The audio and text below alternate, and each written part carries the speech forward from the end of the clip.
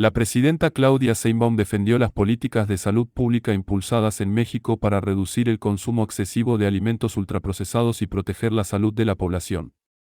Durante sus declaraciones, señaló que empresas nacionales y transnacionales han presentado 193 demandas contra diferentes medidas implementadas por las autoridades, entre ellas el etiquetado frontal de advertencia, el impuesto a las bebidas azucaradas y las restricciones de ciertos productos dentro de las escuelas.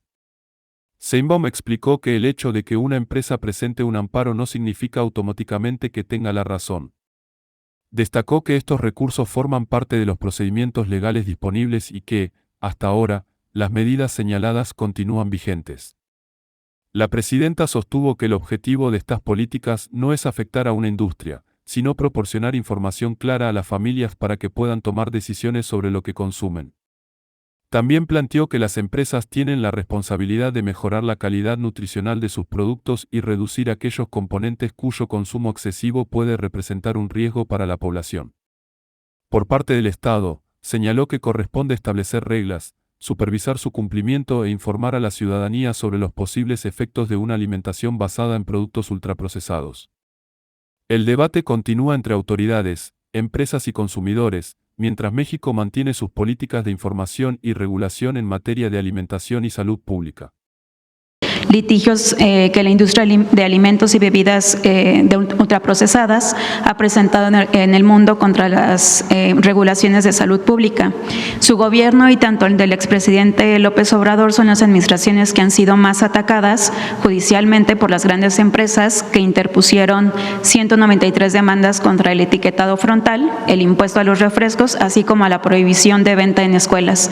¿Qué lectura hace de que México sea el principal campo de batalla legal de esta industria y qué medidas tomará para blindar las políticas impulsadas por los dos gobiernos de México? Bueno, no han procedido los amparos, eso es lo primero, porque que hay presentes un amparo no quiere decir que el juez te dé la razón. Tiene que haber, pues de principio, si hay una suspensión o no, relacionada con el acto de autoridad, y después el litigio relacionado con el fondo del amparo. Y hasta ahora se mantienen los etiquetados y se mantiene el que en las escuelas no pueda venderse bebidas azucaradas, productos que le puedan hacer, que puedan tener un efecto en la salud de las y de los niños. Entonces, hasta ahora no han procedido. Empresas transnacionales o empresas nacionales deberían, digamos, mejorar su producto, ¿verdad?, para que fuera más alimenticio. No lo hacen, bueno, pues entonces el Estado tiene que decir, a ver, necesitamos poner ciertos límites o cierta información porque el uso o el consumo de alimento chatarra ha provocado un daño en la salud de las y los mexicanos. Somos de los países con más número de personas diabéticas o con hipertensión, que en mucho viene de la alimentación. Y eso se dio además a partir de cierto periodo, porque no era así antes. Entonces hay que tomar las medidas de información y prevención. Y en el caso de personas vulnerables, como las niñas y los niños, pues evitar que en la escuela por lo menos no consuman este tipo de alimentos. Gracias, Presidenta. Y justo en la mañanera que usted dio en marzo pasado, cuando trajo el trofeo de la Copa del Mundo, un compañero le preguntó por un amparo que puso una refresquera y respondió que todas las refresqueras estaban de acuerdo en dejar de vender en las escuelas, pero justamente el reportaje de Quinto Elemento Lab revela que no es así, ya que una embotelladora de Coca-Cola en Tijuana, la compañía embotelladora del Fuerte, es quien está promoviendo el amparo para continuar vendiendo en preparatorias y universidades. ¿Cómo interpreta usted este comportamiento de las refresqueras que sí están litigando en tribunales las medidas que ha impulsado su gobierno y el del expresidente López Obrador? Pues primero tienen derecho a litigar. El asunto es qué va a decir el juez y los elementos que ponga la autoridad. Y lo primero pues es la salud de la gente y de las y los niños y jóvenes. Por eso se tomaron estas medidas, basado además en evidencia científica, porque si no pues se hubiera presentado. Entonces, ¿qué pensamos nosotros? Y además, en octubre vamos a iniciar de nuevo una campaña, estuvo un tiempo, porque la salud no es solamente que haya hospitales, que haya centros de salud, que haya consultorios donde te vayas a atender, también tiene que ver con un asunto de conciencia personal, de cuidar tu salud. Y cuidar tu salud tiene que ver con una buena alimentación. Y para tener una buena alimentación, pues también tiene que haber una información de qué es la buena alimentación y qué no es la buena alimentación. Y eso, pues, nosotros tenemos la obligación de promover la buena alimentación y estar informando de manera permanente la necesidad de alimentos balanceados, que no tiene que ver con la cantidad de recursos económicos que tengas, sino con dietas que te permitan, como la dieta de la milpa, que te permitan mantener una vida saludable, y también el ejercicio, la actividad física. Entonces, vamos a iniciar una campaña que tiene que ver con qué es la vida saludable y cómo hacer que cada uno de nosotros, mexicanas y mexicanos, tengamos conciencia y promovamos nuestra salud, y al mismo tiempo que haya acceso a la salud en caso de enfermedad. Y por último, los argumentos que dan estas empresas para ampararse van desde negar la evidencia científica hasta decir que en las zonas rurales es más seguro ingerir bebidas azucaradas que el agua simple, ya que no es 100% potable. ¿Qué piensa, por último, de estos alegatos que presentan las empresas? Pues no estoy de acuerdo. Está demostrado que el exceso de azúcares y de alimentos procesados pues tiene efectos en la salud. Gracias, digamos, el abuso, ¿no? Porque no es que si lo comes una vez o lo tomas una vez te hace daño, pero el abuso o el exceso es lo que provoca las afectaciones a la salud.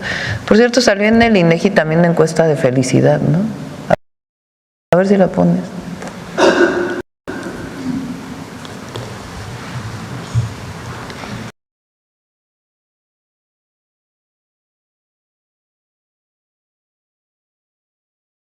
Bueno, satisfacción con la vida, eso salió hoy.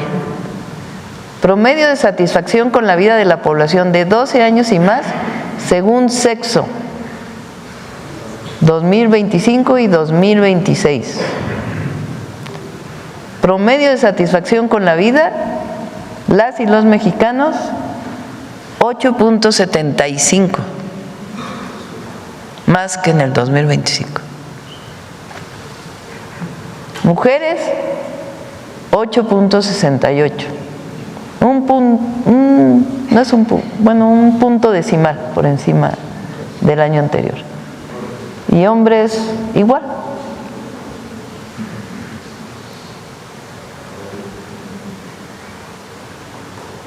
¿Cómo se enojaron aquella vez que el presidente López Obrador dijo: el pueblo está feliz, feliz, feliz? Vamos. Gracias. Nancy. Gracias, presidenta. Buenos días a todas y a todos. Nancy Flores, de la revista Contralínea. Presidenta, en la revista Contralínea justamente estamos publicando un reportaje seriado sobre archivos desclasificados de la CIA.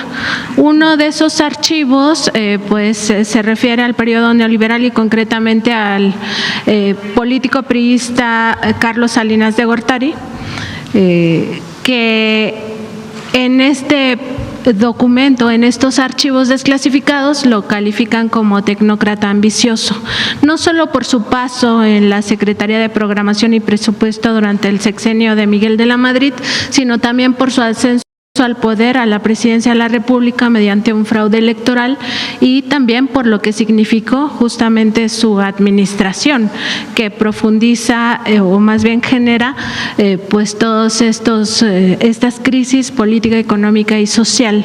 En términos de la crisis económica, pues se retrata, por ejemplo, que en ese sexenio se remató prácticamente los bienes de la nación y las empresas públicas, al mismo tiempo que se generó una gran desigualdad y también se profundizó la pobreza. En el ámbito político, pues se refiere a temas como, por ejemplo, los crímenes políticos, asesinatos, no solo el magnicidio de Luis Donaldo Colosio, y también a cómo parte de esta falta de atención al pueblo originó el levantamiento armado del Ejército Zapatista de Liberación Nacional.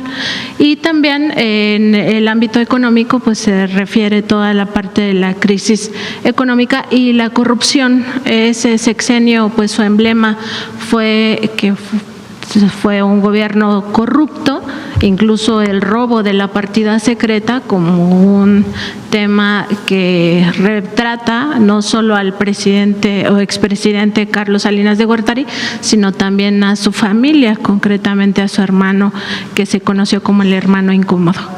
Preguntarle sobre estos políticos, sobre estos personajes que, a pesar de todo este daño que le hicieron al pueblo de México, pues continúan activos, a veces de forma abierta, pero muchas de las veces en forma encubierta, detrás de las campañas de guerra sucia mediática. Pues su opinión al respecto, presidente.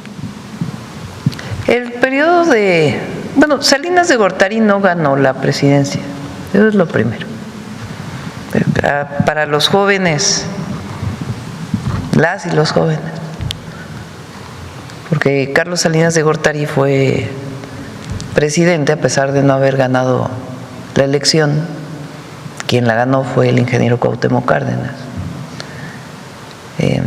pero no le permitieron llegar, de fuera y de dentro.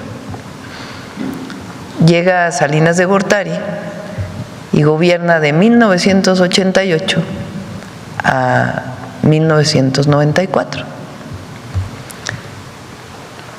El inicio del periodo neoliberal es con Miguel de la Madrid en el 82, pero su mayor impacto es con Salinas de Gortari.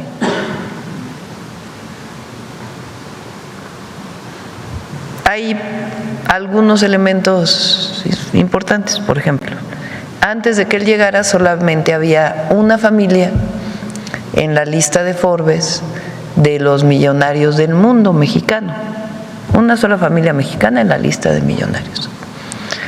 Cuando sale Salinas de Gortari hay 40 familias en la lista de millonarios de Forbes. ¿Quiénes eran estos millonarios? Los que compraron las empresas públicas, las empresas del pueblo de México. Pues empresas que eran del Estado mexicano y por lo tanto del pueblo de México, se vendieron, se privatizaron con la idea de que el mercado iba a resolver todos los problemas y que lo mejor era vender todo lo que era propiedad del pueblo. Y quienes aparecieron después como los millonarios, pues fueron esos que recibieron. O sea, no estaban tan en quiebra las empresas, ¿verdad? Porque si después se volvieron millonarios quienes las obtuvieron, como los mayores millonarios del mundo, pues quiere decir que las empresas no estaban en quiebra.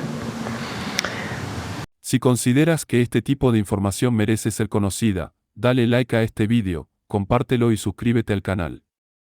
Tu apoyo nos permite continuar llevando hasta ustedes los momentos políticos que están generando mayor conversación en México.